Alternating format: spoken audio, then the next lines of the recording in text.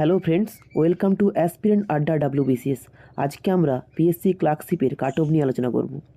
PSC ক্লার্কশিপের vacancy কত রয়েছে, এ নিয়েও কিছু আপডেট রয়েছে, এ সম্পর্কে আমরা বিস্তারিত আলোচনা করব।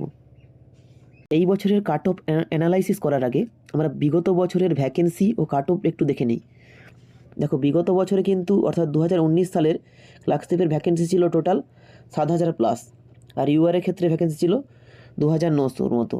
এক্ষেত্রে ইডাব্লিউএস ছিল না, SC 1400 ছিল, ST 430, OBC ছিল 716, এরকম করে করেই তোমরা দেখতে পাচ্ছ যে ভ্যাকেন্সি ছিল। এবছর কিন্তু ভ্যাকেন্সি এর থেকে বেশি রয়েছে। 2019 সালে আমরা যদি কাট অফ দেখি, প্রিলিমসের ক্ষেত্রে 65 ছিল, ইউআরের ক্ষেত্রে SC 43, SC 48, OBC B 56, এরকম করে করে কাট অফ ছিল। আর এবছর কিন্তু প্রিলিমসের কাট অফ দেখো কিন্তু অনেকটাই কমেছে, 49 হয়েছে, অর্থাৎ 16 নাম্বার কিন্তু কমেছে। এটা কিন্তু মেনের যে ফাইনাল কাট অফ হবে এর ক্ষেত্রেও কিন্তু মেন কাট অফটা আমাদের কিন্তু কমতে পারে। 2019-এর যদি আমরা ফাইনাল কাট অফ দেখি তাহলে কিন্তু গিয়েছিল 137। আমি আলটিমেটলি কোনো একটা ক্লার্কশিপের যে কোনো একটা পোস্ট পাওয়ার ক্ষেত্রে বলছি, অর্থাৎ রিজিওনাল ক্ষেত্রে সবথেকে কম কাট অফ গিয়েছিল 137 গিয়েছিল। ওবিসির ক্ষেত্রে 124 গিয়েছিল, OBC B 133, ST 99, SC 125। তখন কিন্তু ইডাব্লিউএস ছিল না, তাই ইডাব্লিউএসের কাট অফ নেই। এটা কিন্তু রিজিওনাল ক্ষেত্রে। আলাদা করে বলতে গেলে সেক্রেটারিয়েট আর ডিরেক্টরের ক্ষেত্রে কিন্তু কাট অফের থেকে জেনারেলি বেশি যায়। কাট অফ অ্যানালাইসিস করার আগে আমরা 2019-এর সাথে 2023-এর কম্পেয়ার করে নেব। দেখো, 2019-এ কি ভ্যাকেন্সি ছিল আমরা দেখতে পেলাম 7,200 ভ্যাকেন্সি ছিল, আর 2023-এর টাইম বলছি তোমাদেরকে। 2019-এ ছিল 7,200 ভ্যাকেন্সি, তার 9.2 টাইমস কিন্তু ক্যান্ডিডেটকে ডেকেছিল, এবং ডেকেছিল কত টোটাল 65,000 ক্যান্ডিডেটকে, টোটাল 65,000। এক্ষেত্রে আমরা ডেকেছি কত দেখলাম 89,000 ক্যান্ডিডেটকে কিন্তু ডেকেছে প্রিলিমসে, যারা অর্থাৎ যারা পার্ট 1-এ কোয়ালিফাই করেছে। তার মানে আমরা দেখতে এলাম যদি অলমোস্ট 9.2 টাইমস যদি এখানে মাল্টিপ্লাই করা হয়, অর্থাৎ 9,500-এর মতো কিন্তু ভ্যাকেন্সি কিন্তু আমাদের আসছে। সোশ্যাল মিডিয়ার চারদিকে বলছে যে ভ্যাকেন্সি 5,000, ভ্যাকেন্সি 5,000, কিন্তু সেদিক এটা কিন্তু সঠিক নয়। পিএসসি তা না হলেন 89,000 ক্যান্ডিডেটকে, একটা হিউজ পরিমাণ ক্যান্ডিডেটকে কিন্তু কোয়ালিফাই করাতো না। যেটা পিএসসি প্রাক্তন যে স্যার রয়েছেন নীলাদ্রি স্যার, উনিও বলেছেন যে ভ্যাকেন্সি অলমোস্ট 9,000-এর কাছাকাছি রয়েছে।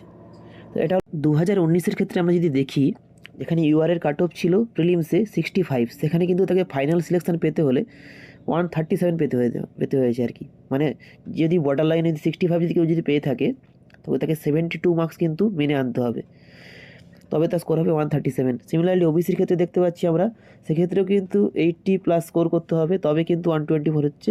OBC বির ক্ষেত্রেও 85+ পেতে হয়েছিল তখন কি আর কি। STর ক্ষেত্রেও কিন্তু 70+-এর মতো স্কোর রাখতে হয়েছিল।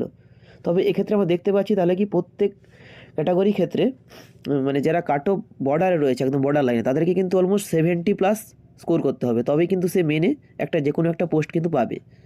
আমরা যদি 2023-এর ক্ষেত্রে দেখি, এখানে ইউআরএ কাট অফ কত গিয়েছিল 49।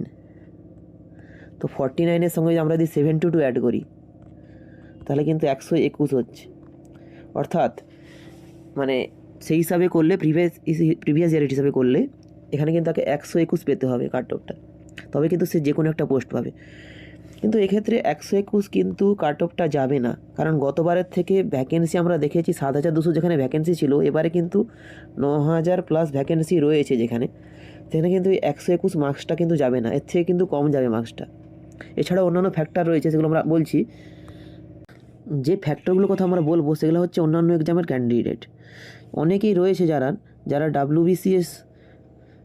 ডাব্লিউবিসিএসে চলে যাবে, অনেকে রয়েছে মিসেলেনিয়াসে চলে যাবে, অনেকে CGL, এছাড়া অন্যান্য যে সমস্ত পরীক্ষা রয়েছে সেই পরীক্ষাগুলোতে জয়েন করবে, প্রাইমারি, এই সমস্ত এক্সামগুলোতে চলে যাবে। ডাব্লিউবিসিএস ক্ষেত্রে আমরা যদি ধরি, এক্ষেত্রে প্রায় 450-র মতো ক্যান্ডিডেট যারা কিন্তু 2023 সালে কিন্তু প্রিলিমস দিয়েছিল, ও মেনে কিন্তু অনেকেই হয়তো বসেনি, অনেকে হয়তো বসেছে, রেজাল্ট আউট হয়নি যেহেতু এখনও পর্যন্ত। মিসেলেনিয়াসের ক্ষেত্রেও দেখতে পাবো যে 1,000 ক্যান্ডিডেট রয়েছে যারা কিন্তু এই দুটো পরীক্ষাতেই বসেছে, এরা কিন্তু ক্লার্কশিপ জয়েন করবে না।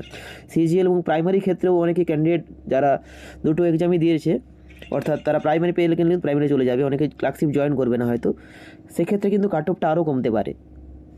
এই সব কিছু ফ্যাক্টরকে যদি আমরা ধরি তাহলে দেখব যে কাট অফটা কিন্তু গতবারের তুলনায় অবশ্যই কমবে। এক্ষেত্রে আমরা বলতে পারি যে ইউআরের ক্ষেত্রে কাট অফ কিন্তু 115 থেকে 120 এই রেঞ্জের মধ্যে থাকবে। আর ওবিসি এর ক্ষেত্রে যদি বলি, ওবিসির বিরটা বলছি আগে, ওবিসি বির ক্ষেত্রে কাট অফটা ওই 112 থেকে 115-16 এরকম রেঞ্জে থাকবে। ওবিসি এর ক্ষেত্রে এটা থাকবে 110 থেকে ওই 114 এরকম রেঞ্জের মধ্যে। এসসির ক্ষেত্রে আমরা যদি বলি, এসসি এবারে যেহেতু এসসির কম্পিটিশান বেশি রয়েছে অনেকটাই, তাই 105 থেকে 110 এরকম একটা রেঞ্জের মধ্যে কিন্তু কাট অফটা থাকবে। এসটির ক্ষেত্রে কাট অফটা অবশ্যই কম হবে, কারণ সেটা 95 এর নিচে যাবে, বিলো 95 এর নিচে। তো এক্ষেত্রে আর ইডাব্লিউএস এর কথা বলতে ভুলে গেছি। ইডাব্লিউএস কিন্তু কাট অফটা অনেকটাই কম যাবে, এটা 80 থেকে 85 এইরকম রেঞ্জের মধ্যে কিন্তু কাট অফটা থাকবে। এটাই ছিল পিএসসি ক্লার্কশিপের কাট অফ অ্যানালাইসিস। ভিডিওটা ভালো লেগে থাকলে লাইক করে দেবে। আর এক্সাম রিলেটেড কন্টেন্ট পেতে হলে আপকামিং এক্সাম রিলেটেড কন্টেন্ট পেতে হলে চ্যানেলটাকে সাবস্ক্রাইব করে দেবে। Thank you.